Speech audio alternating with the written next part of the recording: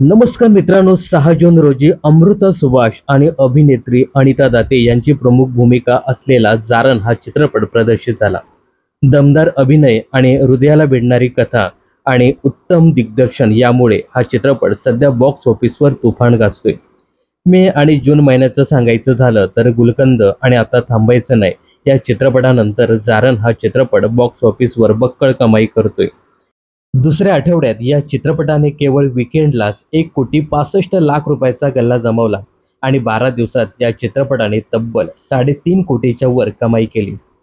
मित्रांनो, या चित्रपटात अमृता सुभाष आणि अनिता दत्ते यांच्या सशक्त अभिनयाने या कथेला एक भावनिक उंची मिळवून दिली. त्यांचा अभिनय पाहून अक्षरशः प्रेक्षक सुद्धा भारावून गेले. सोशल मीडियावर या दोघींच्या अभिनयाची आणि चित्रपटाच्या कथेची सध्या जोरदार चर्चा सुरू आहे. चित्रपटाच्या यशस्वी वाटचालीमुळे चित्रपटाचे शो सुद्धा वाढवण्यात येते आणि या सगळ्या शोना प्रेक्षकांनी उत्तम प्रतिसाद दिलाय. या चित्रपटाचं लेखन आणि दिग्दर्शन हे नवोदित ऋषिकेश गुप्ते यांनी केले. त्यांनी केलेला हा पहिलाच दिग्दर्शित चित्रपट आहे. तर भूलभुलैया या चित्रपटाचे निर्माते अनीस बाझमी यांनी या चित्रपटाचं प्रोडक्शन केले.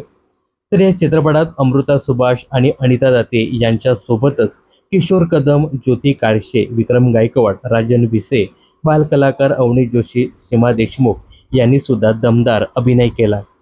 तर हा चित्रपट तुम्ही पाहिला का? पाहिला असेल तर कसा वाटला? कोणाचा अभिनय आवडला हे कमेंट्स करून नक्की सांगा.